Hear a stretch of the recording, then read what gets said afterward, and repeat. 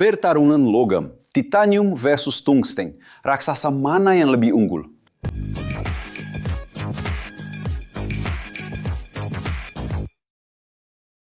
Halo para pecinta teknik, hari ini kita akan masuk ke arena untuk menyaksikan salah satu duel paling menarik di dunia material. Bayangkan, Anda harus membangun sesuatu yang menantang batas. Sebuah pesawat yang terbang lebih tinggi. Implan yang menyatu sempurna dengan tubuh Anda. Alat yang memotong baja paling keras. Atau filamen yang tahan panas ekstrim. Tapi siapa sebenarnya juara sejati ketika tekanannya maksimal dan kondisinya sangat ekstrim? Hari ini, kita akan mempertemukan dua logam paling mengesankan yang dikenal dunia teknik. Titanium dan tungsten. Satu dikenal karena ringan dan kekuatannya yang tak tertandingi. Yang lainnya karena kekerasan dan titik leburnya yang menantang semua tungku. Tapi, mana di antara keduanya yang paling serbaguna? Mana yang unggul di setiap kategori? Dan pada akhirnya, siapa yang akan keluar sebagai pemenang dalam pertarungan para raksasa logam ini? Untuk memulai, kita perlu memahami bahwa titanium dan tungsten bukanlah logam biasa yang sering kamu temui sehari-hari, seperti besi atau aluminium. Mereka adalah material khusus yang dipilih secara selektif oleh para insinyur untuk tugas-tugas di mana logam lain pasti akan gagal. Keduanya memiliki karakteristik yang membuat mereka unik, tetapi kekuatan mereka terletak pada aspek yang sangat berbeda. Mari kita mulai dengan gladiator pertama kita, titanium, yang ditemukan pada akhir abad ke-18 dan dinamai berdasarkan para titan dalam mitologi Yunani yang dikenal karena kekuatan kolosal mereka. Titanium membutuhkan waktu lama untuk dimurnikan dan agar sifat-sifatnya benar-benar dipahami. Tapi sebenarnya, apa yang membuat titanium begitu istimewa dan mengapa ia sangat dihargai? Jawabannya ada pada kombinasi sifat-sifat yang hampir ajaib. Titanium sangat ringan, tetapi pada saat yang sama memiliki kekuatan mekanik yang mengesankan, seringkali melebihi baja dalam hal rasio kekuatan terhadap beratnya. Bayangkan sebuah material yang hampir sekuat baja, tetapi beratnya sekitar 45% lebih ringan. Selain itu, titanium sangat tahan terhadap korosi. Mengapa titanium hampir tidak bisa terkena korosi, bahkan di lingkungan yang keras seperti air laut atau beberapa jenis asam? Ketika titanium bersentuhan dengan oksigen, ia membentuk lapisan tipis oksida titanium yang sangat stabil dan pasif. Lapisan ini berfungsi sebagai perisai pelindung, mencegah logam di bawahnya diserang. Inilah karakteristik yang membuatnya ideal untuk komponen kelautan dan peralatan kimia. Dan selain itu, titanium juga memiliki biokompatibilitas yang luar biasa. Titanium tidak beracun dan tidak bereaksi dengan jaringan tubuh. Hal ini memungkinkan tulang tumbuh dan menyatu langsung dengan permukaannya, sesuatu yang sangat penting untuk prostesis, pin, dan implan gigi. Titanium memiliki titik leleh yang tinggi, sekitar 1668 derajat Celcius, sehingga cocok untuk aplikasi bersuhu tinggi. Meskipun bukan juara mutlak dalam hal ini, sekarang kita akan mengenal material kedua kita, yaitu tungsten. Nama tungsten berasal dari bahasa Swedia, tungsten, yang berarti batu berat, merujuk pada densitasnya yang luar biasa. Tungsten juga ditemukan pada akhir abad ke-18 dan dengan cepat menjadi terkenal karena sifat-sifat ekstrimnya. Tapi, apa yang membuatnya salah satu logam paling padat dan keras di antara unsur-unsur murni? Dan mengapa ia memiliki titik leleh tertinggi dari semua logam yang dikenal?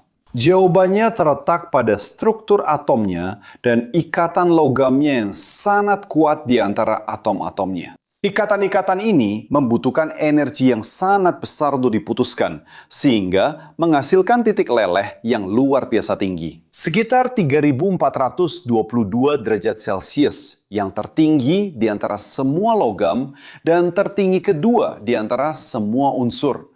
Hanya kalah dari karbon dalam bentuk grafit. Kepadatan dan kekerasan ekstrim ini membuat tungsten menjadi material pilihan untuk aplikasi yang membutuhkan ketahanan maksimal terhadap keausan dan deformasi. Tungsten begitu keras sehingga digunakan dalam alat pemotong berkinerja tinggi yang mampu memesin logam dan paduan lain dengan mudah. Namun, meskipun memiliki kekerasan luar biasa, mengapa tungsten begitu rapuh pada suhu ruang?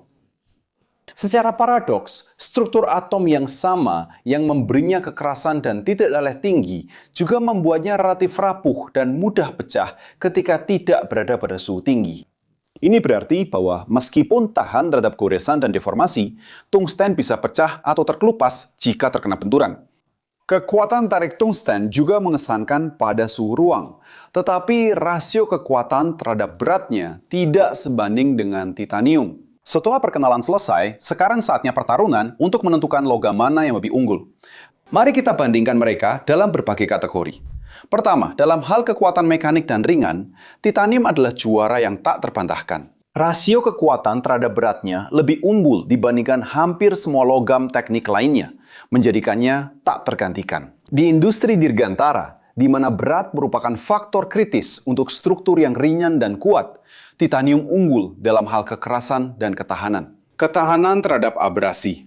Tungsten terutama dalam paduannya seperti karbida tungsten, unggul dalam kemampuannya menahan goresan, potongan, dan abrasi. Ini tak tertandingi, menjadi pilihan utama untuk mata bor, fries, dan alat pemotong untuk suhu ekstrim. Dengan titik lala yang sangat tinggi, tungsten menjadi yang terbaik.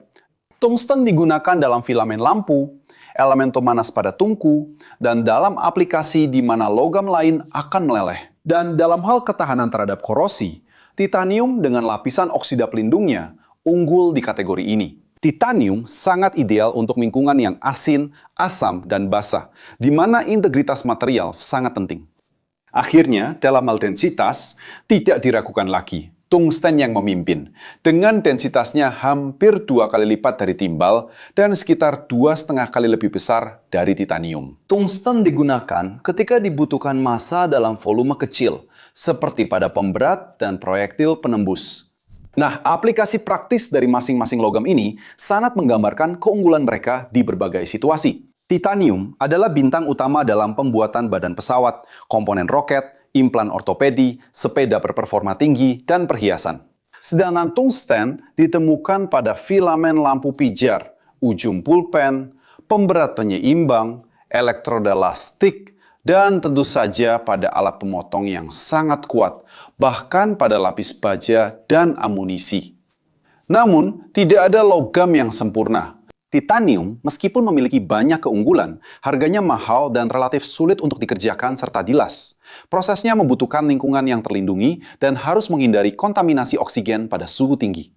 Tungsten sendiri terkenal sangat sulit untuk dikerjakan karena sifatnya yang keras dan rapuh pada suhu ruang. Selain itu, harganya juga mahal. Pada akhirnya, pertarungan antar logam ini tidak memiliki satu pemenang mutlak. Titanium dan tungsten adalah juara di bidangnya masing-masing. Masing-masing memiliki sifat unik yang membuatnya tak tergantikan dalam aplikasi tertentu. Titanium adalah pejuang yang ringan dan kuat, ahli dalam ketahanan korosi dan biokompatibilitas.